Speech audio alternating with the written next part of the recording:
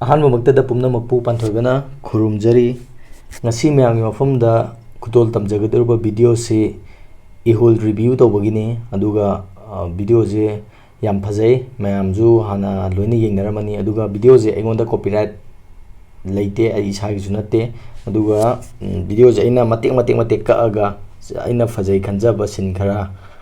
minute 9 ꯃꯨꯛꯀꯤ video ꯑꯃ ꯁꯦꯝꯃꯒ ꯔꯤꯚ꯭ꯌꯨ ꯇꯧꯖꯒꯗꯕꯅꯤ ꯑꯗꯨꯒ ꯑꯣꯔꯤꯖꯤꯅꯦꯜ ꯚꯤꯗꯤꯑꯣꯒꯤ ꯂꯤꯡꯛꯇꯤ ꯃꯈꯥꯗ ꯗꯦꯁꯀ꯭ꯔꯤꯞꯁꯟꯗ ꯍꯥꯞꯆꯒꯦ ꯃꯌꯥꯝ ꯆꯪꯉꯒ ꯌꯦꯡꯕꯤꯌꯨ ꯑꯗꯨꯗꯤ ꯚꯤꯗꯤꯑꯣꯁꯦ ꯀꯩꯀꯩ ꯌꯥꯎꯔꯦ ꯍꯥꯏꯕꯗꯣ ꯃꯌꯥꯝ ꯄꯨꯟꯅ ꯌꯦꯡꯃꯤꯟꯅꯔꯁꯤ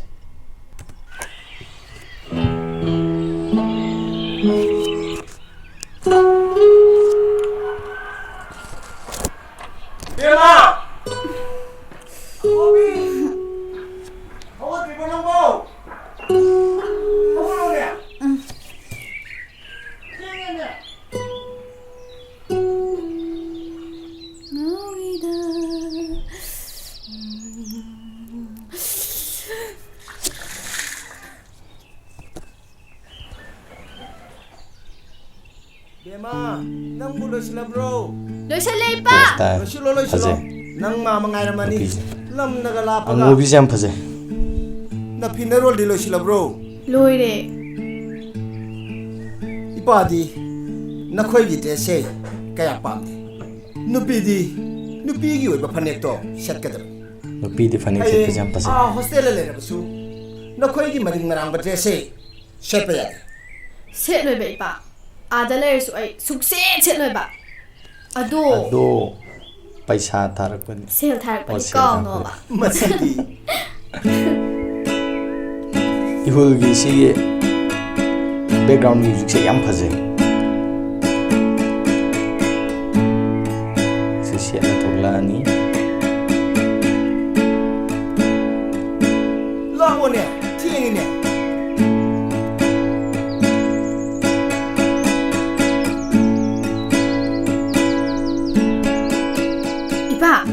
cái nóng con rồi si bay mu ba Kali mo ba ba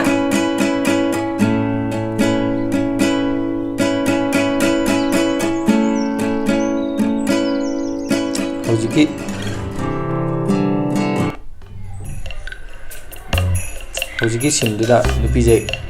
guitar khomba hai habdi mal guitar am le ho no bi man jo kum hai tau si ro yai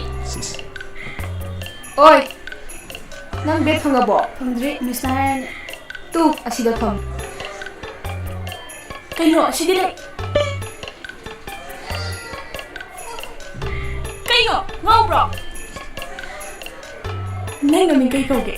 ai jira angobi noi de gobi ai gina apang magina laina nati ai giming ai happy ko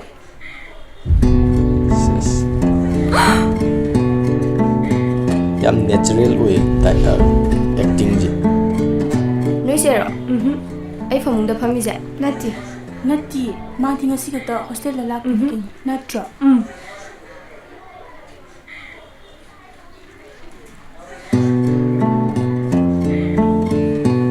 nang diam ngamina nasigata hostel la ga sawya de ko ai dine ai famungda phanik set pamina phambase yam energy oi nasagi betane so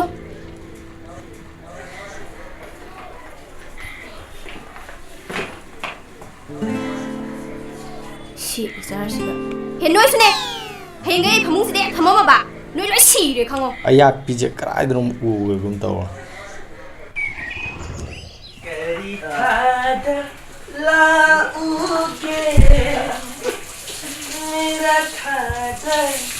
laksia mera thaisu amjadi ayen tha tu baknam dewe la no mondayam noyamida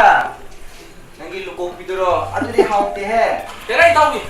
noi ni ta chino bewan ai ni ta ni mane ta le ko as ni tai ta ni ki adudi oi ba mi si ada no na ta pa masak no bidoro ꯑꯗꯨꯗꯤꯅꯦ ꯁꯨꯡꯑꯣꯏ ꯑꯣꯏꯔꯣꯏ ꯃꯤ ꯁꯦꯡꯉꯥ ꯃꯈꯩꯗꯤ ꯂꯣꯏ ꯀ꯭ꯌꯨꯗ ꯀꯩꯅꯣ ꯑꯣꯏꯔꯣꯏ ꯁꯨꯡꯑꯣꯏ ꯑꯣꯏꯔꯣꯏ ꯏꯇꯥꯎ ꯑꯗꯨꯒꯨꯝꯕꯗꯤ ꯇꯧꯕꯅꯦ अंगूबी है हाँ ꯑꯩꯗꯤꯅꯦ ꯍꯥꯏꯁꯤꯅꯤ ꯑꯣꯏꯔꯣꯏ ꯁꯨꯡꯑꯣꯏ ꯑꯣꯏꯔꯣꯏ ꯅꯃꯪꯗꯕ ꯃꯪꯉꯣꯟ अदुदी येंगा तारे कइनो ꯀꯩꯅꯣꯅꯦ ꯑꯗꯨꯌꯥꯝ ꯉꯥꯎꯁꯤꯟꯅꯩꯗꯨꯕꯣ ꯈꯨꯠꯀ ꯂꯣꯏ ꯇꯠꯂꯦꯅꯦ ꯐꯤꯒꯔꯗꯨꯒ ꯄꯨꯈꯝꯁꯤꯅ ꯊꯥꯖꯤꯜꯂꯛꯑꯗꯤ ꯅꯨꯡꯉꯥꯏꯔꯤ ꯀꯔꯤꯌꯥꯕ ꯅꯣꯏꯗꯣ ꯃꯤ ꯎꯁꯤꯠꯇ꯭ꯔꯣ ꯅꯝꯊꯤꯕꯤ ꯇꯨꯁꯤꯟꯒꯅ ꯇꯨꯁꯤꯟꯕ ꯑꯣꯏꯒꯤꯁꯤꯀꯣ होय नबी खने कइनो ꯑꯣꯖꯥ ꯂꯩꯗꯧꯁꯤꯗ ꯃꯣꯏꯒꯤꯁꯤꯗꯤ ꯑꯩꯈꯣꯏꯅ ꯀꯥꯟ ꯇꯧꯕ ꯇꯥꯔꯦ ꯑꯩ ꯌꯥꯝ ꯁꯥꯎꯅꯤꯡꯉꯤꯗꯣ ꯆꯠꯁꯤ ꯂꯥꯛꯑꯣ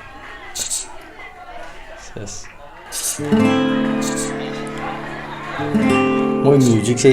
ꯋꯥꯈꯜ ꯌꯥꯝ ꯅꯧꯊꯣꯛꯍꯜꯂꯦ ꯄꯨꯛꯅꯤꯡꯁꯦ ꯀꯩꯅꯣ ꯁꯤꯁꯤ ꯀꯩꯗꯧꯔꯤꯗꯨꯕꯣ ए थीबी नोंदा है नती ꯅꯣꯏꯗꯤ ꯌꯥꯝ ꯐꯖꯔꯦ ꯊꯥꯖꯜꯂꯗꯤ ꯀꯩꯗꯧꯗꯦ ꯀꯩꯅꯣ ꯍꯥ ꯀꯩꯗꯧꯗꯦ ꯀꯩꯅꯣ मोय आंग गई खनरंबा अदम मिस सुम खाम तो मने ꯃꯤꯁ ꯃꯣꯏꯅ ꯑꯩꯈꯣꯏ ꯏꯃꯥꯟꯅꯕꯤꯁꯤꯡꯁꯦ ꯃꯁꯛ ꯐꯖꯩ ꯄꯥꯝꯃꯦꯅ ꯉꯥꯡꯅꯔꯝꯃꯤ ꯑꯣ ꯅꯣꯏꯅ ꯈꯥꯡꯉꯤꯕ ꯁꯣꯏꯗ꯭ꯔꯦ ꯍꯣꯏ ꯀꯩꯅꯣ ꯅꯃꯤꯠꯇꯣ ꯃꯨꯟꯅ ꯌꯦꯡꯉꯤꯗꯣ ꯆꯩꯁꯤꯅ ꯅꯞꯄꯛꯑꯗꯤ ꯆꯠꯂꯣ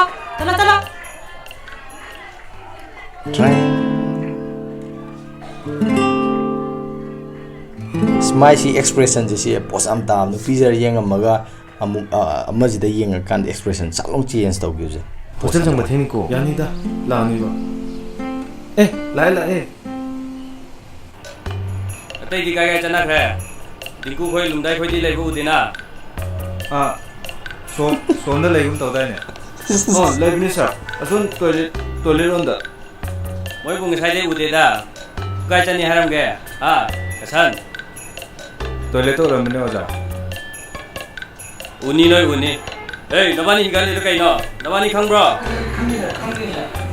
खंगोय कनामदा खंगोय ए लाए योबिराइने ओय कमाय तौरबगे मीदी हौबिरुनु मैनी त्रा नोइनदि नुंगाइबा सोंददि वाथीगे लोय चारे ओजाय राइजे लय मोवालोगे ꯑꯪꯒꯣꯕꯤ ꯂꯩꯅꯥ ꯍꯥꯏꯕ ꯅꯨꯄꯤꯁꯦ ꯑꯩꯈꯣꯏꯒꯤ ꯍꯣꯁꯇꯦꯜꯁꯤꯗꯗꯤꯅꯦ ꯈ꯭ꯋꯥꯏꯗꯒꯤ ꯐꯥꯎꯕ ꯅꯨꯄꯤꯅꯤ ꯃꯥꯅꯕꯨ ꯍꯦꯛ ꯁꯥꯎꯈ꯭ꯔꯕ ꯌꯥꯝ ꯁꯥꯊꯤꯕꯅꯤ ꯈꯪꯕ ꯃꯉꯣꯟꯗꯒꯤꯅꯦ ꯃꯤꯅ ꯐꯖꯕ ꯍꯦꯟꯕꯁꯨ ꯌꯥꯗꯕꯅꯤ ꯑꯩꯈꯣꯏꯁꯨꯅꯦ ꯐꯅꯦꯛꯁꯦ ꯁꯦꯠꯅꯤꯡ ꯁꯦꯠꯄ ꯐꯪꯗ꯭ꯔꯕꯅꯤ ꯅꯪꯅ ꯐꯅꯦꯛ ꯁꯦꯠꯂꯤꯁꯦ ꯃꯥ ꯎꯔꯗꯤ ꯁꯣꯏꯗꯅ ꯐꯨꯕꯤꯔꯗꯝꯅꯤ 마디 미니스프다 그 인절리바 아두디 짜이게레보 누가 마디 스쿨 잡다디 까이세라 짜리바 ꯑꯗꯨꯕꯨꯗꯤꯅꯦ ꯁ꯭ꯀꯨꯜꯒꯤꯅꯤꯅ ꯁꯦꯠꯇ ꯌꯥꯗꯗꯅ ꯑꯗꯨꯝ ꯁꯦꯠꯄꯅꯤ 한도 ꯍꯩꯃꯥ ꯀꯩꯅꯣꯅꯦ ꯃꯥꯅ ꯇꯧꯏꯁꯤꯕꯣ 아도한고비 나라스 ꯌꯥꯝꯅ ꯉꯧꯔꯤꯁꯤꯕꯨ ꯀꯔꯤ ꯇꯧꯕꯩꯅꯣ ꯍꯥꯏꯕ ꯑꯗꯨꯕꯨꯗꯤꯅꯦ ꯏꯕꯦꯝꯃ ꯑꯩꯁꯨꯅꯦ ꯉꯧꯕ ꯅꯨꯄꯥꯒꯩꯗꯣ ꯌꯥꯝ ꯄꯥꯝꯃꯤ ꯑꯗꯨꯕꯨꯅꯦ ꯍꯣꯁꯇꯦꯜꯁꯤꯗ ꯂꯩꯕ ꯅꯨꯄꯥ ꯀ꯭ꯋꯥꯛ ꯃꯥꯟꯕ ꯑꯃꯅꯅꯦ ꯑꯩꯁꯦ ꯀꯣꯏꯁꯦꯟ ꯁꯦꯟꯅꯗꯅ ꯂꯩ ꯀꯨꯆꯨꯒꯥꯁꯦ ꯂꯣꯏ ꯃꯨꯁꯜꯂꯦ ꯌꯦꯡꯉꯣ 그나노 광만바바 ꯑꯩ ꯇꯥꯛꯄꯤꯒꯦꯁꯦ ꯃꯁꯛꯅꯅꯦ ꯖꯣꯁꯦꯞ ꯆꯤꯝꯕꯥꯜꯅꯅꯦ ꯅꯦꯒꯣꯔ ꯀꯩꯃ ꯍꯥꯏꯁꯤꯕ ꯆꯍꯤꯅꯅꯦ ꯑꯉꯥꯡ ꯀꯨꯆꯨꯅꯅꯦ ꯀ꯭ꯋꯥꯛ ꯑꯗꯨꯅꯦ ꯃꯥꯒꯤ ꯍꯦꯔꯣ ꯑꯌꯥꯛꯄꯤ ꯅꯪꯒꯤꯁꯦ ꯑꯩ ꯎꯁꯤꯠꯇ꯭ꯔꯤꯔꯥ ꯋꯥꯔꯤꯁꯦ ꯅꯣꯏ ꯑꯅꯤ ꯁꯥꯟꯅꯍꯧꯔꯣ ꯑꯩꯗꯤ ꯆꯠꯂꯒꯦ तो बैठो अने सोना नई साऊबा नबानी ngang काय चलोय ꯂꯤꯡꯖꯦꯜ ꯃꯥꯟꯅꯕꯩ ꯆꯩꯁꯨ नबानी ꯂꯤꯡꯖꯦꯜ काय ꯃꯥꯟꯅꯕ मचिन ꯆꯥꯡ केबा ए लाक्री में लेंग यार को ꯅꯥꯟ ꯑꯩꯅ ꯇꯨꯁꯤꯟꯕ ꯑꯗꯨꯒ ꯃꯣꯏꯅ ꯉꯁꯤ ꯃꯅꯥ ꯄꯥꯏꯔꯒ ꯍꯧꯒꯠꯍꯟꯒ ꯇꯧꯕ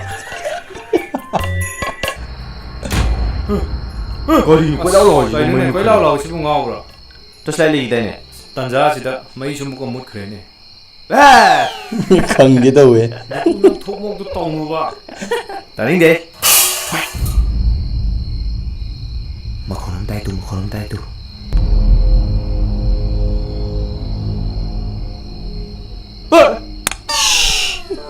nang jiju tanja sida khangi ne mai kapi tu ko ka seba talle ba la kaino ne mai ni na tawi sibo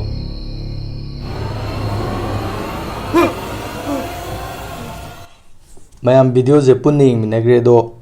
aina video je matek sammaga nam tawuni na wari je hafet khangdab jo ado aina sum khan bada wari je dum phajana khangam gani na khalle ado original video full video do makha da link hapjage description da adura chang ying bio do sida loina phaje video khunam aduga moigi daf tawbagi ge je loina phaje camera